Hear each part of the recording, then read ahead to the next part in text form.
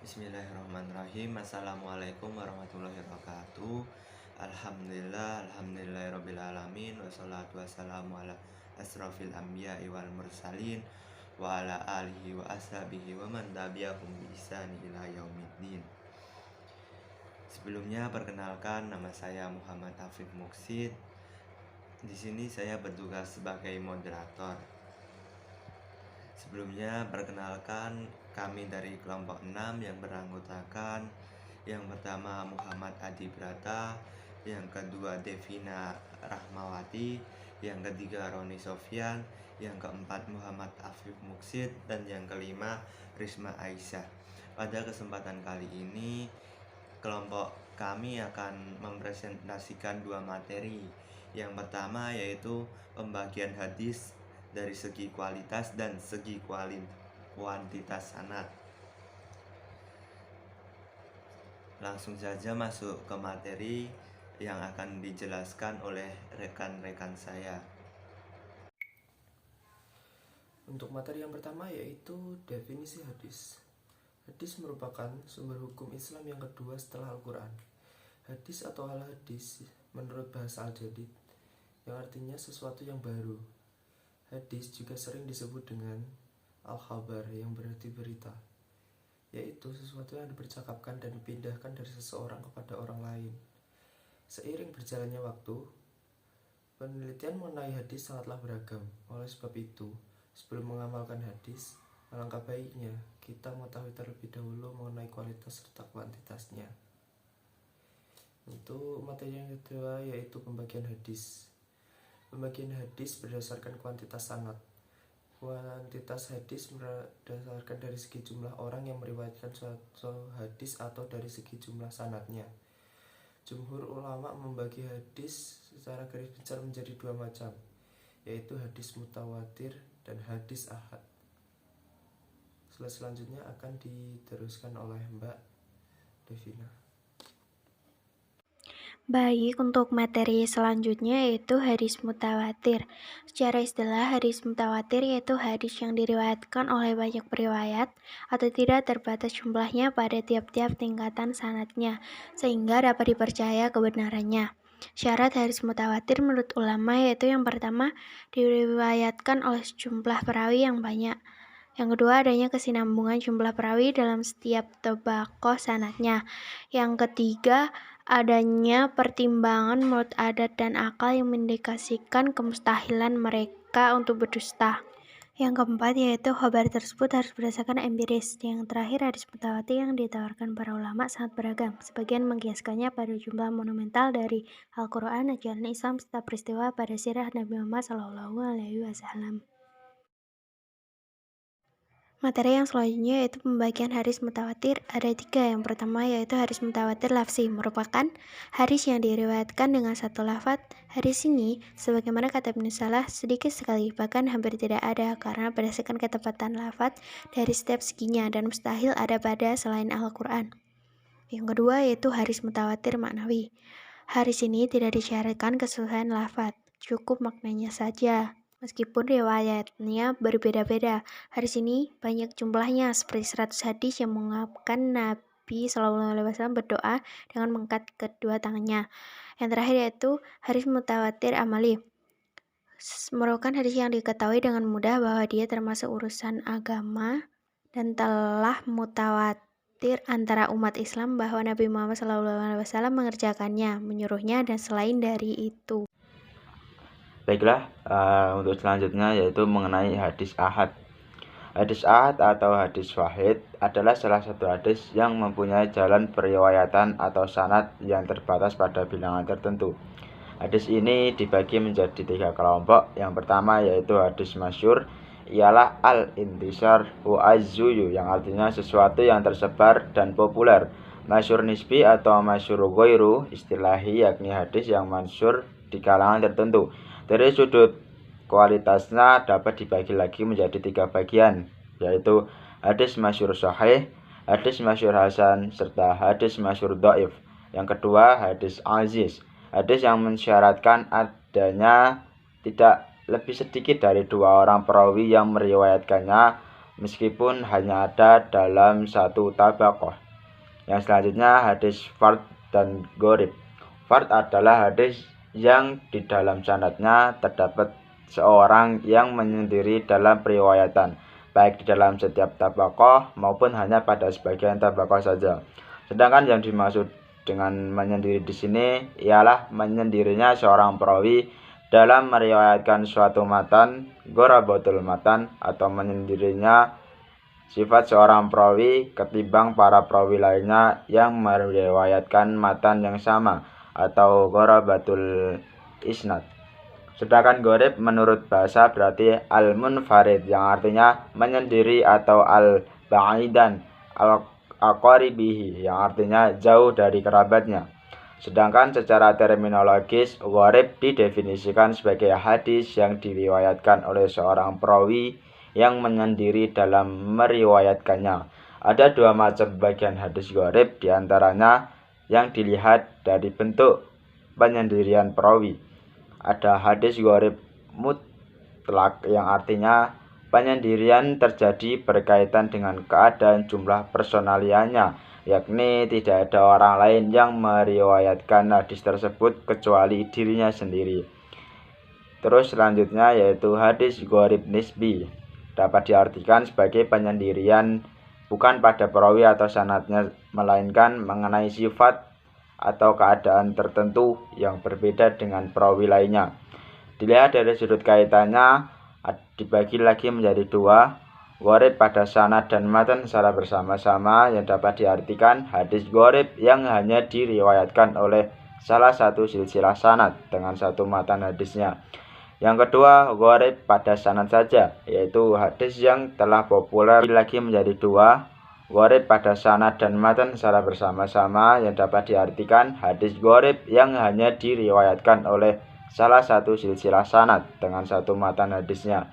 Yang kedua, gharib pada sanad saja, yaitu hadis yang telah populer dan diriwayatkan oleh banyak sahabat, tetapi ada seorang rawi yang meriwayatkan dari salah seorang sahabat lain yang tidak populer. Untuk selanjutnya akan dijelaskan oleh Mas Afif. Kepada Mas Afif, waktu saya persilahkan. 3. Pembagian hadis. Pembagian hadis berdasarkan kualitas sanad. Hadis makbul. Menurut M. Ajad Al-Kutabi, hadis makbul adalah hadis-hadis yang dalam terpenuhi syarat-syarat diterimanya suatu hadis. Definisi yang dikemukakan oleh Mahmud Al-Tahhan, hadis makbul adalah hadis yang diriwayatkan oleh perawi yang dianggap benar atau jujur. 2. Hadis sahih. Dari segi bahasa, sahih berarti dusakim, yaitu lawan kata dari sakit. Sedangkan segi istilah, hadis sahih adalah hadis yang sanadnya bersambung, diriwayatkan oleh perawi yang adil dan dabit dari sejak awal hingga akhir sanad, tanpa adanya syad atau ilat. Dari definisi tersebut terdapat 5 syarat bagi hadis untuk bisa disebut hadis sahih, yaitu yang pertama, sanad bersambung. Artinya setiap rawi dari rawi-rawi tersebut mengambil hadis secara langsung dari orang berada di atas tabakatnya, mulai dari awal sampai akhir sanadnya. 2. Para perawi adalah orang adil, artinya setiap rawi dari rawi hadis tersebut adalah Islam, balik, berakal, tidak fasik, dan selalu menjaga muruah. 3. Kuat hafalannya, baik disebabkan ia menghafalnya atau mencatatnya. 4. Hadis tidak syad, artinya hadis tersebut tidak menyalahi atau tidak bertentangan dengan hadis yang diriwayatkan oleh orang sikat. Yang kelima, dalam hadis tersebut tidak terdapat ilat. Hadis hasan lizatihi merupakan sifat musabahah dari kata hasuna, artinya bagus. Hadis hasan lizatihi menurut istilah adalah sebagai berikut. Yang pertama, menurut Al-Katabi, hadis yang diketahui orang yang meriwayatkannya serta terkenal, banyak beredar di kalangan ahli hadis, diterima oleh mayoritas ulama dan disepakati oleh seluruh fuqaha. 2. Menurut Al-Tirmizi dalam kitabnya Jami Al-Tirmizi Kitab Ilal, setiap hadis yang diriwayatkan dalam sanadnya tidak terdapat rawi yang tidak tertuduh suka berbuat dusta, bukan hadis syadz, dan ada hadis lain yang diriwayatkan oleh rawi lain yang semakna dengannya. Contoh kitab yang banyak memuat hadis hasan adalah kitab Jami Al-Tirmizi yang terkenal dengan Sunan At-Tirmizi, kitab Sunan Abu Daud, kitab Sunan Al-Dar Al-Kunti. Keempat, hadis sahih li gairihi. 1. Menurut Ibnu Hajar Al-Asqalani dalam kitabnya Syah Nuqbah Al-Fikr, hadis sahih li gairihi adalah hadis hasan yang naik derajatnya disebabkan banyaknya rawi yang meriwayatkan. 2. Menurut Aja Al-Kadabi dalam kitabnya Usul Al-Hadis, hadis yang tidak memenuhi sifat-sifat qabul seperti hadis yang diriwayatkan oleh seorang rawi yang kurang dabit, tetapi ada riwayat lain yang sama dengan hadis tersebut. Baik, materi selanjutnya yaitu hadis hasan li ghairihi. Definisi hadis hasan li ghairihi yaitu hadis daif yang memiliki riwayat yang banyak dan kedaifannya bukan disebabkan karena fisiknya rawi atau kedustaannya. Syarat hadis hasan li ghairihi yaitu pertama, banyak diriwayatkan dari jalan lain yang derajatnya sama atau lebih tinggi. Yang kedua, sebab kedaifan hadis tersebut adalah jeleknya hafalan rawi, kebodohannya atau sanadnya terputus, yang penting bukan disebabkan kefasikan atau suka berdusta. Hadis daif menurut bahasa berarti lemah. Sebagai lawan dari kata lemah adalah kuat. Maka sebutan hadis daif dari segi bahasa berarti hadis yang lemah atau hadis yang tidak kuat. Secara istilah, di antara para ulama terdapat perbedaan rumusan dalam mendefinisikan hadis daif. Akan tetapi, isi dan maksudnya adalah sama. Pertama, pembagian hadis daif dari segi terputusnya sanad, antara lain hadis mu'allaq, hadis mursal, hadis munqati, hadis mu'annan, hadis mudhal, dan hadis mauquf. Yang kedua, pembagian hadis daif karena periwayatnya tidak adil, antara lain hadis maudhu, hadis matruk, dan hadis munkar. Materi yang keempat yaitu implikasi kuantitas sanad terhadap kualitas sanad dan kehujahan. Berdasarkan tinjauan kuantitas sanad, maka sebagian ulama memasukkan bahasan tersebut berdasarkan tinjauan kesahihan dan kedaifan hadis.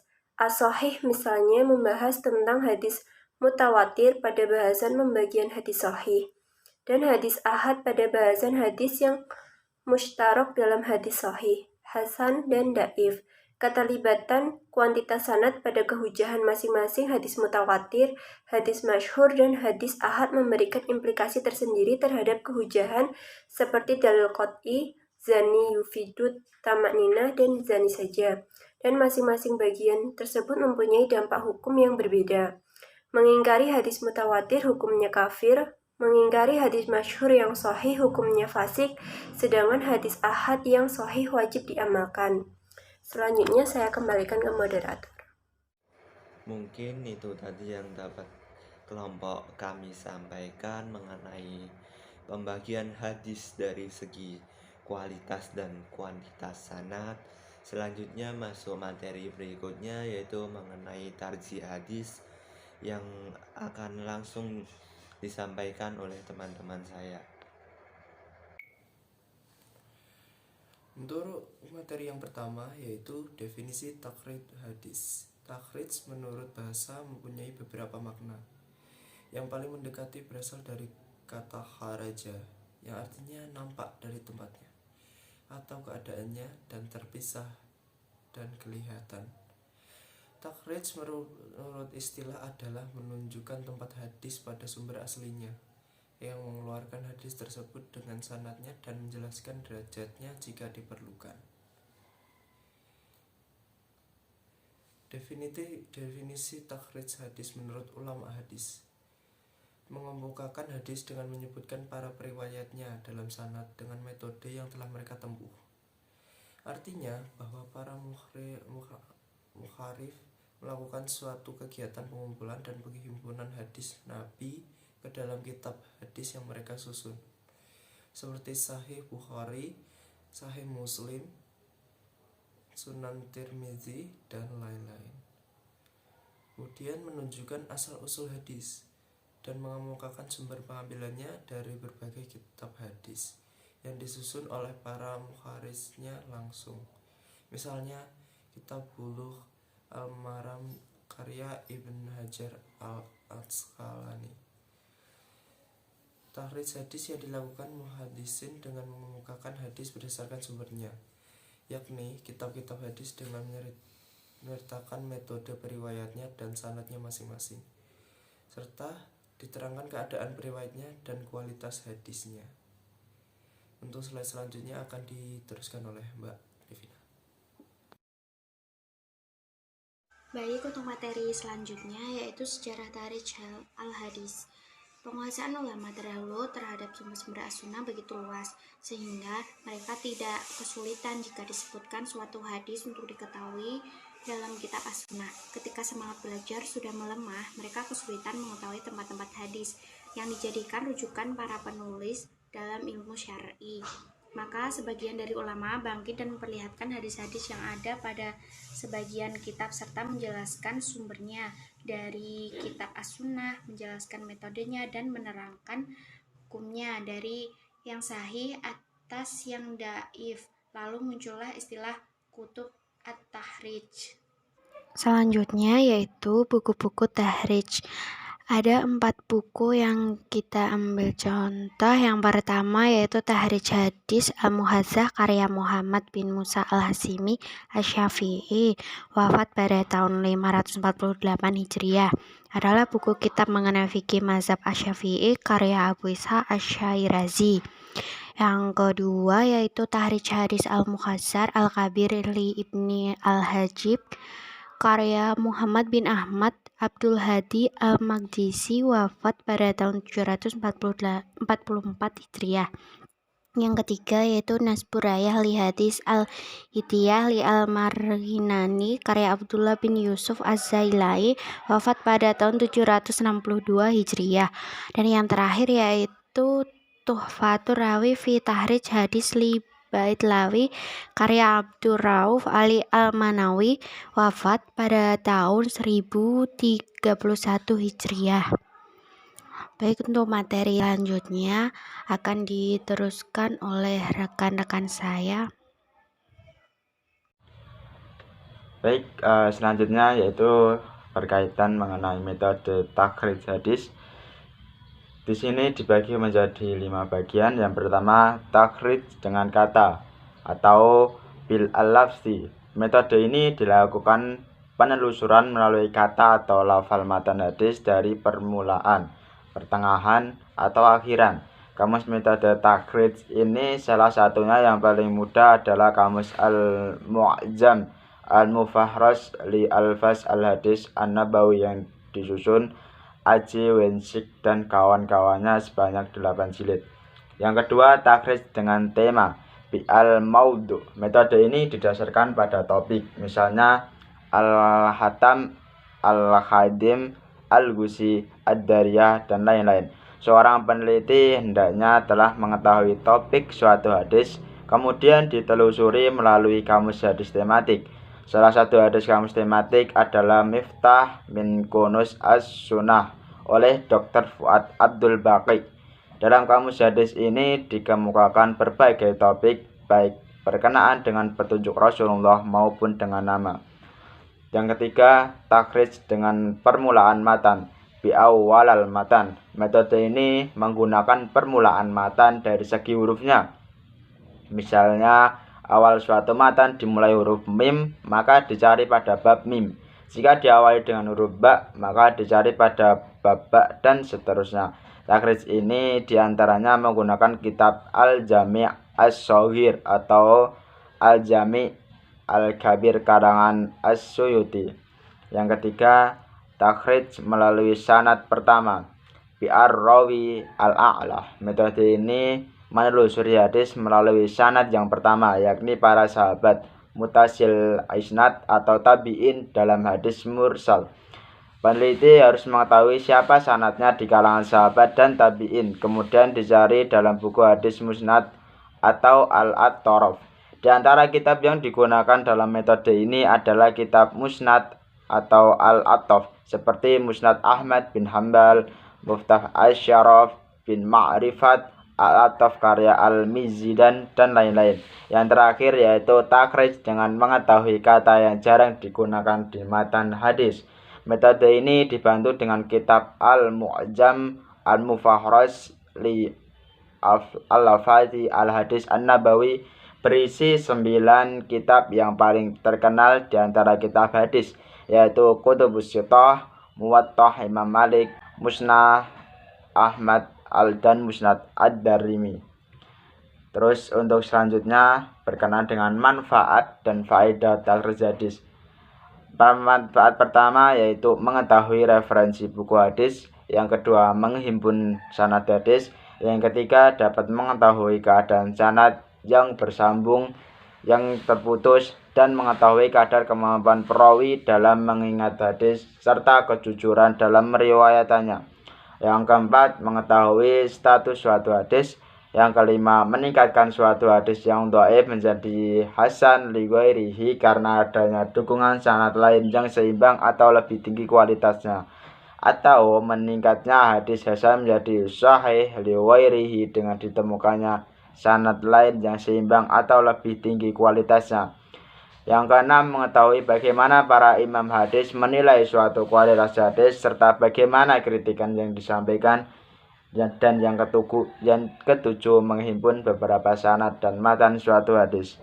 Untuk selanjutnya kepada Mas Afif saya persilahkan. Metode kritik sanad hadis, suatu cara yang sistematis dalam melakukan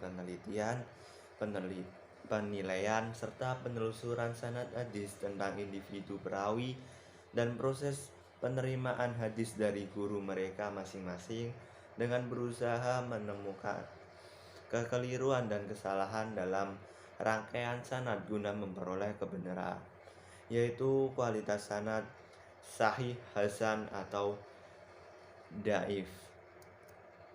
Kaidah kesahihan hadis yang berhubungan dengan sanad.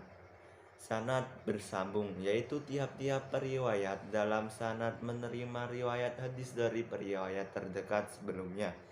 Keadaan itu berlangsung demikian sampai akhir sanad.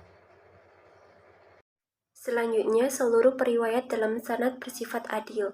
Pengertian adil yang dimaksud dalam ilmu hadis para ulama berbeda pendapat. Dari berbagai perbedaan pendapat itu dapat disimpulkan kriteria sifat adil, yaitu pertama, beragama Islam, kedua, mukallaf, ketiga, melaksanakan ketentuan agama, dan yang terakhir, memelihara muru'ah. Seluruh periwayat dalam sanad bersifat dabit. Cara penetapan kedabitan seorang periwayat menurut pendapat berbagai ulama dapat dinyatakan sebagai berikut. Pertama, kedabitan periwayat dapat diketahui berdasarkan persaksian para ulama. Yang kedua, kedabitan periwayat dapat diketahui juga berdasarkan kesesuaian riwayatnya dengan riwayat yang disampaikan periwayat yang lain yang telah dikenal kedabitannya. Terhindar dari suzud. Imam Syafi'i mengemukakan suzud adalah hadis yang diriwayatkan oleh orang yang sikoh, tetapi riwayatnya bertentangan dengan riwayat yang dikemukakan oleh banyak perawi yang sikoh juga. Pendapat ini yang banyak diikuti oleh ulama hadis. Terhindar dari ilat. Ilat ialah sebab yang tersembunyi yang merusak kualitas hadis. Keberadaannya menyebabkan hadis yang pada lahirnya tampak berkualitas sahih menjadi tidak sahih. Metode kritik matan. Kata matan secara etimologi adalah punggung jalan atau muka jalan, tanah yang tinggi dan keras. Secara terminologi, kata matan berarti materi berita yang berupa sabda, perbuatan, atau takrir Nabi Muhammad SAW yang terletak setelah sanad yang terakhir. Secara umum, matan dapat diartikan sebagai sesuatu pembicaraan tentang sahabat atau tabi'in. Adapun langkah-langkah kegiatan dalam kritik matan menurut Dr. Syuhudi Ismail adalah sebagai berikut. Pertama, meneliti matan dengan melihat kualitas sanadnya. Kedua, meneliti susunan lafal matan yang semakna. Dan yang terakhir, meneliti kandungan makna. Untuk selanjutnya, saya kembalikan ke moderator. Mungkin sekian materi yang dapat kelompok kami sampaikan. Kurang lebihnya mohon maaf. Apabila ada yang ingin ditanyakan atau didiskusikan, bisa komen di kolom komentar. Nanti kami jawab satu persatu. Kurang lebihnya mohon maaf. Wassalamualaikum warahmatullahi wabarakatuh.